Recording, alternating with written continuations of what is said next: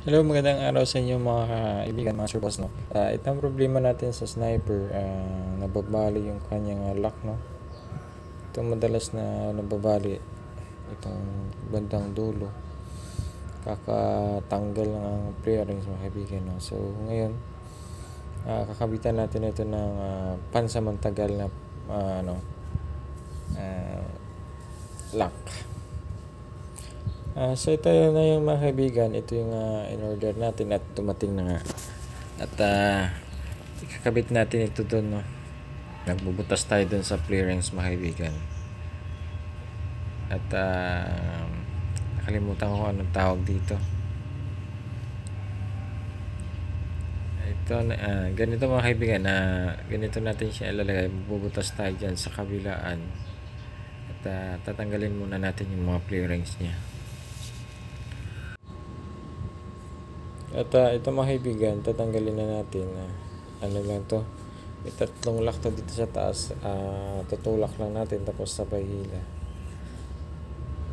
Pag tumunog lumagatik na yan, yun na yun. Ganoon din sa baba. Hilahin lang natin yan. May lock din yan, tatlo. Tapos sabay angat. Matatanggal na yan mga kaibigan. No? Ganyan lang kadali. Pero kung hindi ka marunong, talagang mababali po yun. Dahil malulutong lang to. At ganun din dito mga kaibigan sa kabila, no? Same process pa rin tayo. At tinanggal ko na yung mga screw nito, kaya ilahin na lang natin. Ganyan din yan, gaganyan nila. Tapos sabay hila pataas. Yun, tanggal na. At ito na yung natapos natin mga kaibigan. Hindi na natin na-video yung paano natin pinutasan. Dahil wala tayong cameraman.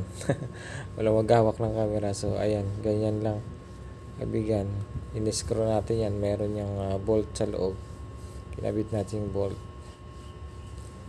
Ganyan lang siya mga kaibigan, no? Kaya pag nakabit na yung rubber na yan, yung guma, hindi na yan magpapagpag mga kaibigan. At mahihila na niya pataas yung clearings na nasa gilid. At yung ginamit pala natin yan ng pambutas mga kaibigan ay soldering iron lang, no? So ayan na po ang finished product natin mga kaibigan. Sana makatulong sa ating mga katulad na sniper user. Thank you for watching mga kaibigan. Please don't forget to like and share our video mga kaibigan. Thank you.